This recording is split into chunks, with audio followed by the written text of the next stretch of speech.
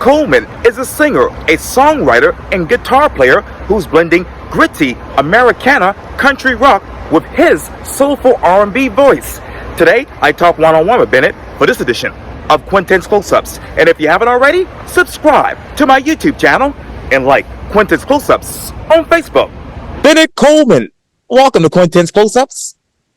Thank you so much. Pleasure to be here. Oh, I appreciate it greatly. You know, you are a singer and songwriter and a guitar player born and raised in Atlanta who obviously have honed your craft at music festivals and bars across the Southeast, blending gritty Americana country rock with a soulful R&B voice.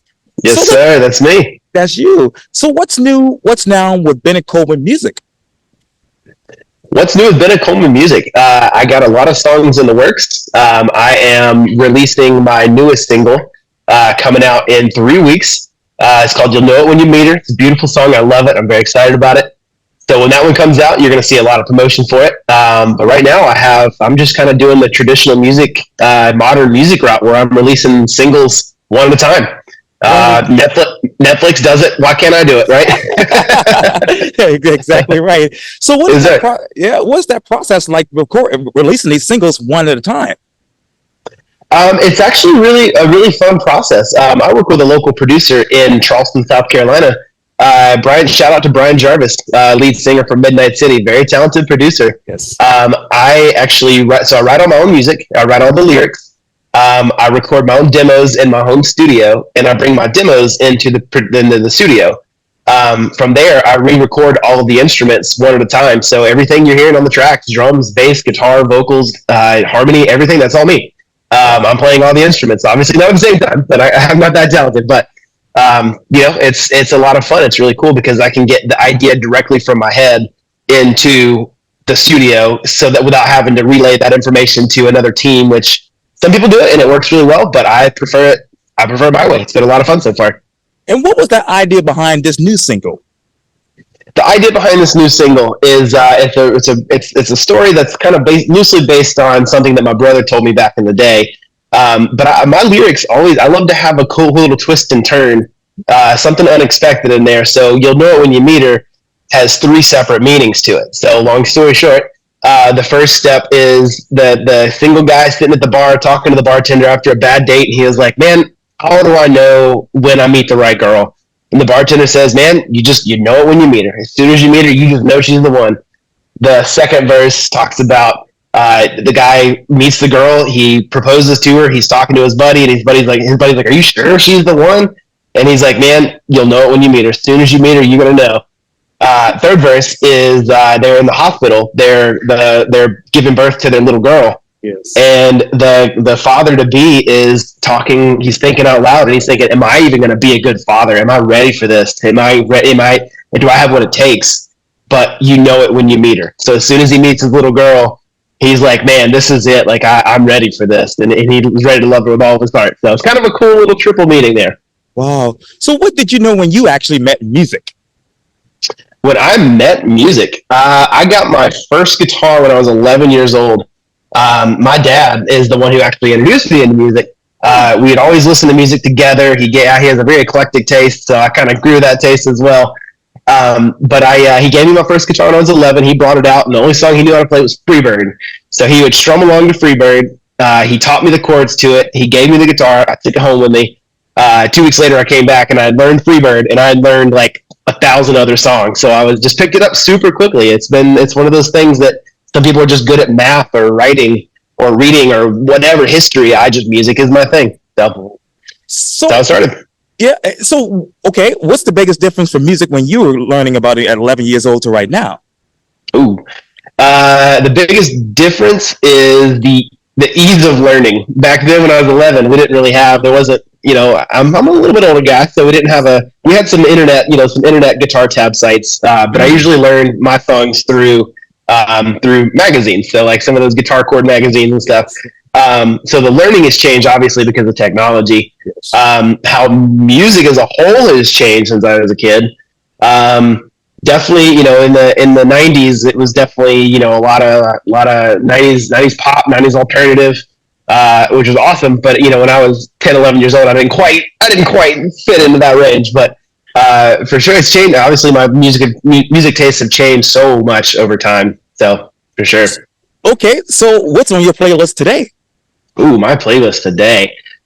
I have been listening to a lot of, and I don't really know how to categorize it, but there's a band called Surfaces, and it's the best I can think of is like it's like a very positive electronic pop, sort of hip hop, sort of R&B.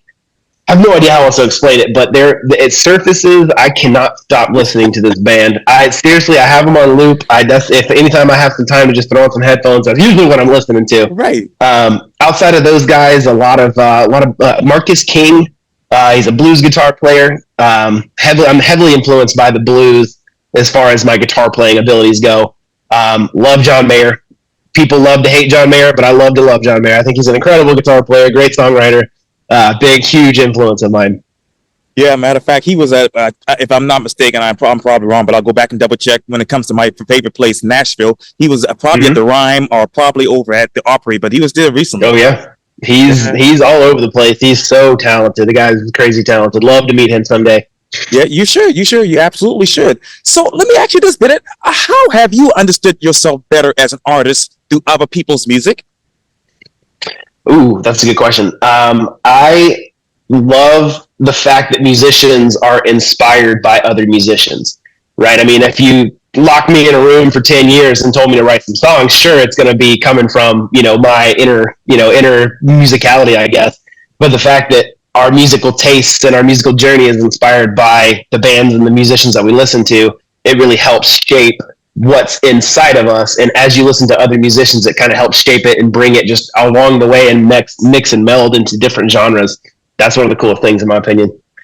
And so you're on this musical journey now. So how has that shaped you as a person? Ooh. Honestly, man, it's an answer you're probably not expecting, but I think it's made me a lot more confident. I think, there's no better place for me than being on a stage with a microphone and a guitar.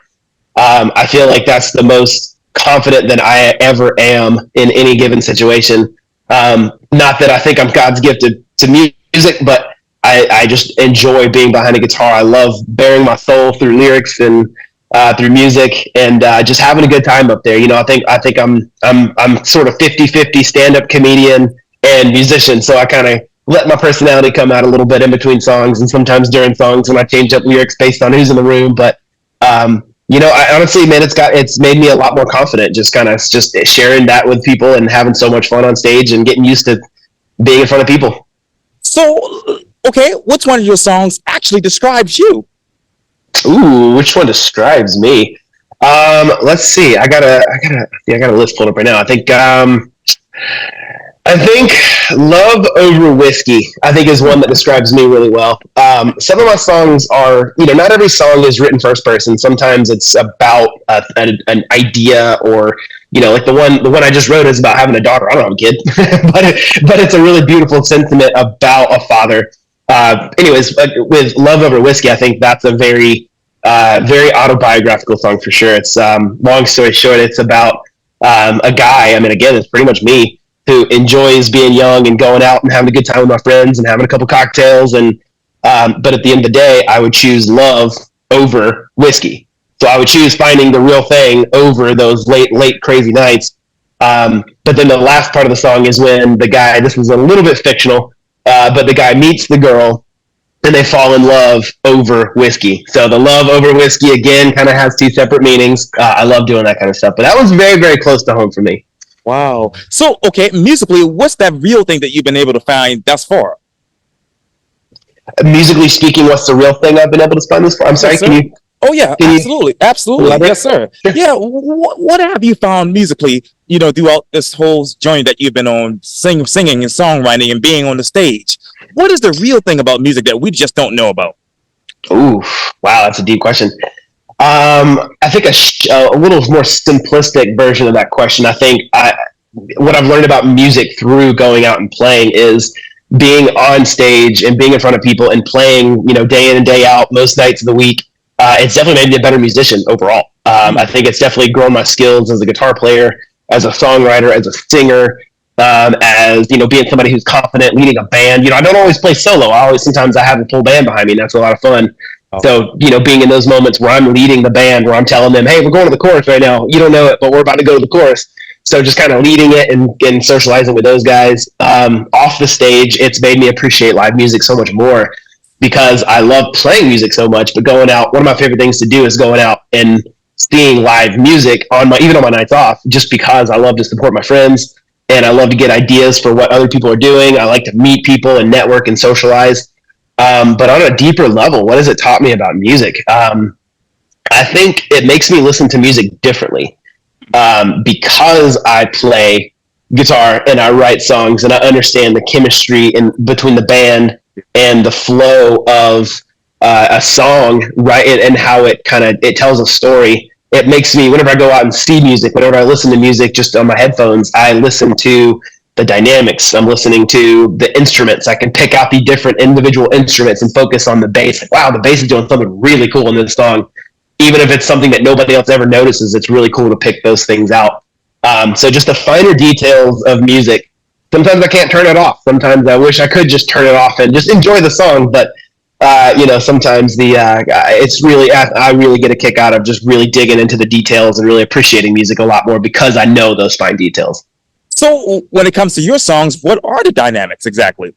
I think musically speaking, the dynamics, I love having songs that have a range, right? I don't like a song that's just, it starts off loud and it stays loud the entire song. I love to have some good dynamic points where it breaks away.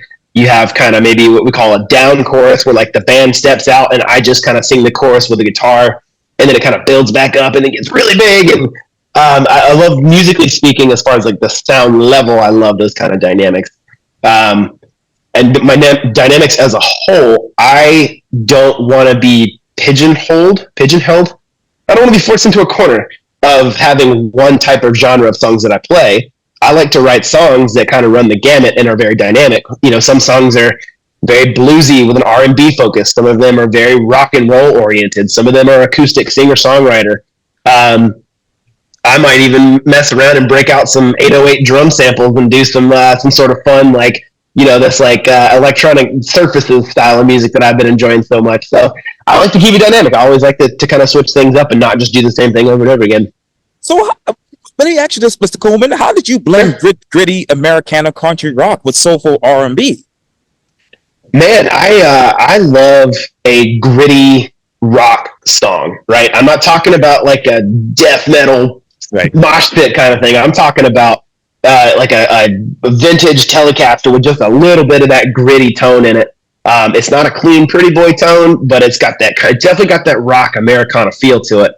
But I have a kind of a poppy, soulful voice, and that's just what comes out whenever I sing. I've tried to, I'm a believer in, I want to sing what from my personal style. I don't want to try to change my vocal qualities. I want to sing how I sing and make those fit with the tone of the song. And it just so happens that my tone is that kind of R&B soul. I tried getting a little bit of a country twang. It didn't work. It didn't feel genuine.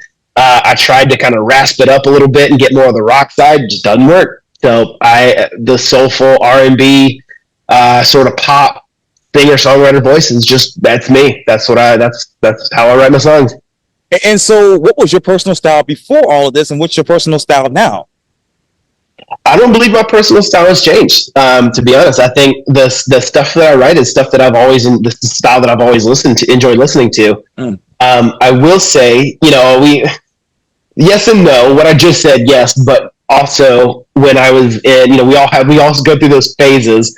I went through a phase in high school where I listened to a lot of punk rock, a lot of like Blink-182, the pop punk stuff. I still enjoy that. It's a guilty pleasure of mine. Would I ever start a band like that? No, I would definitely not. Would I cover it on a live show and just have fun with it? Sure, yeah, that's all well and good, but I could never, in good conscience, write a song in that sort of genre. So it's changed that way for sure. Wow. So what song? Oh yeah, man, take your time. And I want to ask you this. So what genre would you write a song about and write a song for right now?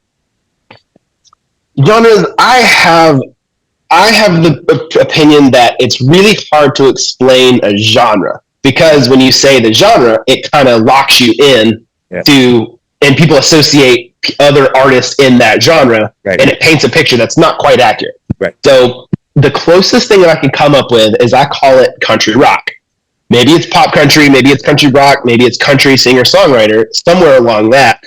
But whenever I say anything about the word country, that sometimes sparks a negative opinion in some people's opinions because they think of the yeehaw pickup truck, dirt on my boots kind of, like, sure, I wear boots. I had a pickup truck for a little while, and I have a dog, and she hadn't run away, so I'm okay with that.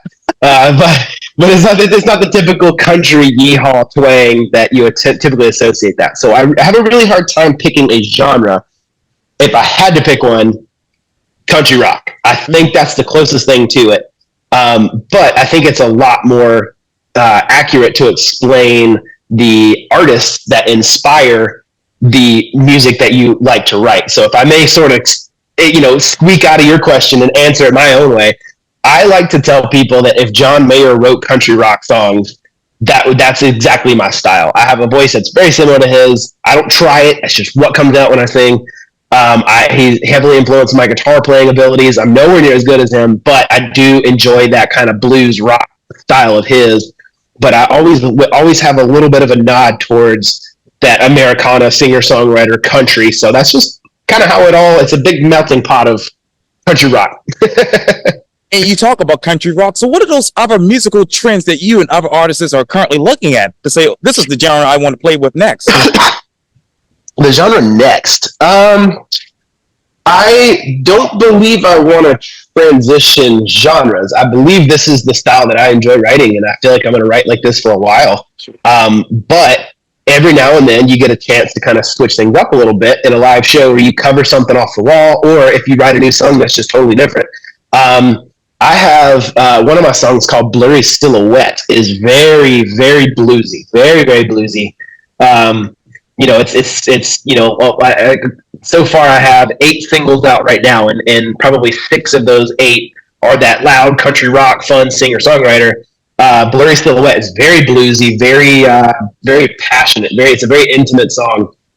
So that's super different. So I think if I had to answer that question, I think going towards the blues, I really enjoy playing blues rock songs. Like I said, sort of experimenting a little bit with that kind of 808 drum kit, a little bit of hip hop, little bit of electronic pop, positive kind of surfaces band era. I really like that sound. I don't know if I would ever record something like that, but that sound it sings to me. What else is singing to you musically as an artist? Ooh, what else is singing to me? I'm not really sure. Musically as an artist, I want to talk about gear.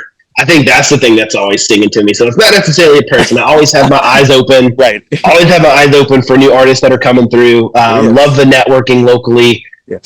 Love listening to new bands that are coming out, even older, getting some inspiration from bands from the 40s, 50s. Sometimes I'll throw out a Temptation song from the 70s, 60s, and 70s. Like, why not? Why can't I do a Temptation song? It's fun. It's, but what's singing to me musically is, I'm a gear snob. Not necessarily a gear snob, but a gear nerd for sure. I was at Guitar Center just an hour ago. Basically spent a whole month's rent at Guitar Center. It's dangerous, but I got some really good gear. But when I go out and see players play live, not only am I listening to their abilities and skills and vocal qualities and drumming technique and all of that, I'm also kind of peeping what they're playing. What guitars they're playing, what keyboards they're playing, what drum sets they have. So I'm always kind of like scanning around the room, and because you can tell a lot about a musician by their gear, which is kind of a cool thing. So some people go a little too far, they get too expensive. Some people don't go far enough, and they're playing a thrift store $100 beat up guitar, and it just doesn't quite bring out the sound that they could potentially have. But not sure if that's an adequate answer for your question, but I think that's something that just gear, keeping an eye on gear. Musically speaking. So with your gear and your personality and voice, what else do you want to bring out as far as your sound? What do I want to bring out as far as my gear and my voice? I think I want to be one of the musicians. There are others out there, but I want to be one of the musicians that's just real. I want to be genuine. If you look at my Instagram, the past couple posts I've posted over the course of 2 or 3 weeks, I'm showing the ins and outs of music. I know there's a lot of musicians out there. It's very tempting to show these big giant crowds and like everybody's loving it and fist pumping and singing your songs. And of course, that's such a good feeling because I've had that situation before. But I've also played shows that had a 25% turnout, and there was only 25% of the people in the room that could have been there, and it's humbling. But my take on it is you play for that 25% capacity just as you would that 125% capacity. You have fun. Those people are out there and they're supporting your music. They're listening to your songs. I'm a new artist, so chances are those people had never heard of me before. But I get a chance to have this one-on-one moment with each and every person in that room to share my songs, tell the story behind it, bare my soul up on stage. But I also like to shed a light on those, social media, not to go off on a tangent, but it's easy on social media to only celebrate the highlights, only show the good parts. But I kind of like to show the bad parts too. It's not always glamorous. Sometimes you're tearing your gear down at 2:00 in the morning on a King Street at 2:00. It's a bunch of drunk zombies out there having to carry all your gear from leaving a show all back into your car. You got drunk people yelling at you, and that's not the glamorous part. So I like to. Sometimes you go out for a gig, sometimes you go out for a competition, and you don't win. That's the reality, and I like to show sometimes the less pretty side of being a musician. So how do you win with all of those obstacles that you just mentioned? How do I win through those obstacles? Just remind myself. So in the sake of, I've done a couple competitions. I've done songwriting competitions. I've done performance competitions, trying to win Next Country Music Star with Kickin' 92.5. Oh, yes. I made it to the last round. I feel like I did really well. Ended up Grayson Little was the winner on that one, and I could not have been happier for him. I am very, very happy for him. He completely deserved it. But I can't say I wasn't a little bummed because I really wish I could have won. But that's part of it. Life isn't always success. Music isn't always success. You're not always going to win every game you play. You just got to go out there ready and prepared and just give it your all. And when it's my time to win those things, it's going to happen. To kind of battle through those the darker moments of music when it's on the stage when the lights are on you and you're having fun with your friends. That's the bright side. That's the fun side. The time before when you're setting up your gear, maybe you aren't feeling that great that day. Sometimes maybe you didn't sleep that well. Maybe you had you experienced a loss in a family. Whatever is going on in your personal life. Sometimes when you're up on stage, you just gotta kind of power through it and put on a show, put on a performance, have some fun. Just remember all the hard work that got you there. You're there for a reason. So step up, have some fun, give it your best shot. And just at the end of the day, again, to echo it, just have fun. That's the whole point of doing all this. I wouldn't do this if I didn't love it. Yeah. And so in what way, Bennett, do you actually attract and maintain an increasing and diverse audience base? Ooh, that's tricky. I feel like the only way to really expand your audience is to just go out and play shows. I play anything from solo shows that are really fancy, swanky cocktail bar. Sometimes I'll play some loud sports bars from 10 to 1. Sometimes I get the opportunity to play at some music festivals locally. I got to play in some festivals up in Myrtle Beach, so the Carolina Country Music Fest. That was so much fun. So it's just going out there and playing, meeting people, shaking hands, not being afraid to introduce yourself to somebody or just be super complimentary of their music. Connect with them on social media, help each other grow, I love going. One of my favorite things to do on my days off is to go out and find other musicians that are playing around town. Whether I know them or not, it's really cool to just meet them in between sets. Chances are we know each other, but we know of each other, but we don't actually know each other, right? Charleston's so small, but getting out there, exactly, shaking hands, clapping, having fun, buying them a beer, talking to them after the show, just sharing ideas, sharing things on social media, but just doing everything that I possibly can to promote myself and my friends, playing as many shows as possible, staying in the studio, constantly recording, and as soon as new songs are coming, got to pitch those out promote those through social media and video and anything that I possibly can do. So pretty much any avenue that I could possibly think of, that's what I'm doing to try to get my name out there. So who is Bennett Coleman in the studio?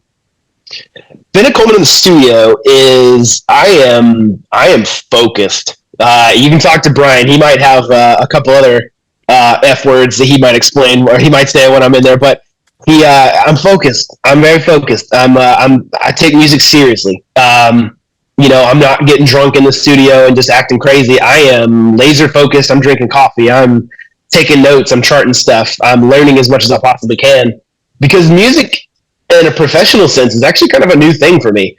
Again, not to go off on a tangent, but I've been playing music in Charleston for the past, say, 8 years, and it's just been kind of fun bar stuff. But now that I'm actually focusing on my own personal music, it's only been a year and a half, maybe, that I've only been focusing on myself. So I still have a lot to learn. But me in the studio, again, very, very focused. I'm serious. I want to get stuff done while I'm in there, right? Because studio time, you're paying by the hour. You want to get in and get out. You don't want to sit around and have beers and joke around and, have fun. Seriously, have fun, enjoy it, because it should be fun. But you're there on a mission. You're there to record songs. You're there to get your stuff into a really high level, high quality format. And it's time to do it, especially when you're getting charged by the hour. Yeah. So what is your music mission? My music mission, it's a really, really good question. It's something that I kind of figure out the answer to more and more as time goes on. Do I want to become a famous rock star and travel the world? Maybe. I don't know. Do I want to?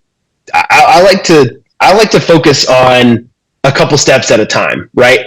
I have these lofty goals of where I want to be, but right now sometimes it's a little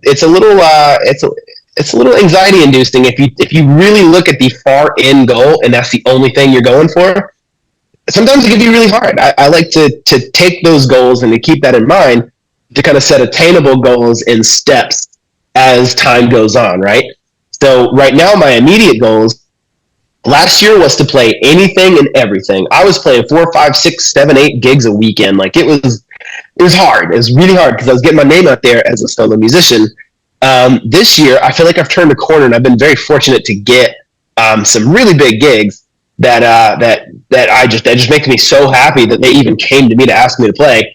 So that's my biggest focus right now, is just getting more and more bigger gigs, not playing quite as much, because man, that was tough on the vocal cords, doing so many shows on a weekend. So now I'm kind of dialing it back a little bit and doing, maybe 3, 4, 5 shows a month, but make them high quality shows to reach a bigger audience, make a bigger impact there. But where this thing goes, I have no idea. I'm just gonna keep doing what I do. I'm gonna keep doing what I enjoy. I'm passionate about it. I'm driven. I'm gonna keep recording songs. I'm gonna keep promoting myself. I'm gonna keep playing bigger and bigger gigs and just see what in the world happens. That's the only thing you can really do. Can't control the outcome. Can't control the outcome. That's exactly right. You can't. Nope. Yes. No, not at all. Well, Bennett Coleman, singer, songwriter, and guitar player, thank you for your time. And again, welcome to Quintin's Close-Ups. Thank you so much for having me. This has been a blast. Likewise. Thank you.